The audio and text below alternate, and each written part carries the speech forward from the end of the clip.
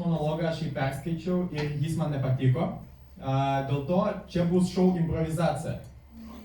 Ir kadangi čia pirmas kartas mano gyvenime, kai aš turiu taip improvizuoti, tai atsiprašau, bet čia turbūt bus trumpiai, bet gal labai įdomu.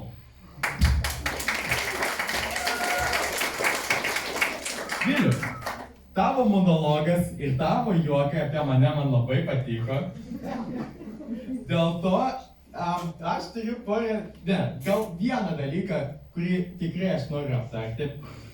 Nes iš mano pažįstamų, tu vienas iš tokios mažos apskrities, kuri turi poną, bet tu vis tiek iš mano aplinkybės elgėsi turbūt geiškiausiai.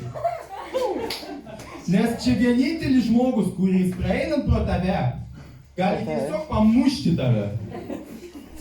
Tiesiog atsitiktinai momentu. Antras toks žmogus yra Dovydas. Kuris baidžiamai ant savo rankų kiekvieną dieną nešioja trečdalį Lietuvos geležies turinį.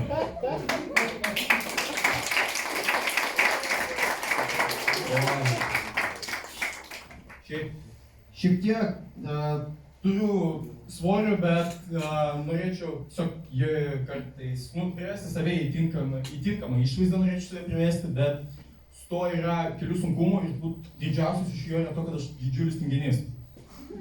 Antras yra to, kad aš gyvenu su močiute. Ir ateinant po mokyklos pas močiutę, aš kiekvieną dieną turiu žaisti žaidimą kaip rusiška ruletė, kaip netapti tautos priešų mano močiutės akyse. Nes močiutė yra toks žmogus, kuris neturi suvokimo, kad tu gali nenorėti valgyti.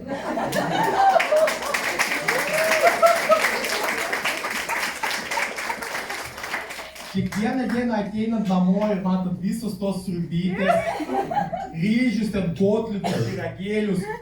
Aš biškai norėjau valgyti šiaip. Tu pats jau pradedi mąstyti, aš jau valgiau, bet gal aš dar noriu. Čia buvo punchline'as, čia reikia juoktis. Oi. Aš pakeičiau 4 mokyklos ir čia turbūt yra įspūdingiausia iš visų. Nes čia pirmą kartą, kai mano klasė yra mažiau negu 10 žmonių. Ir čia pirma klasė, kur klasiokų grupės nebando nužudyti vienas kitą.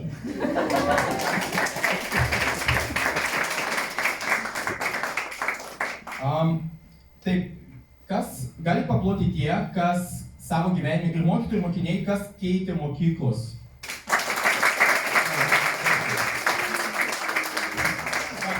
Matau neplaukia, aš žinau.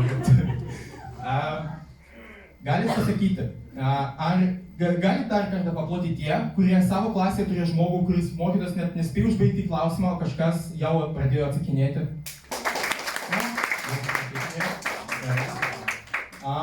Šiaip mūsų klasė, aš nemanau, kad tokių turi. Ačiū mokytoja, ačiū. Bet čia kaip jūsų dalykė. Ne, kuris 100% žino atsakymą ir atsako, aš tam turėjau omenyje. Tada ne.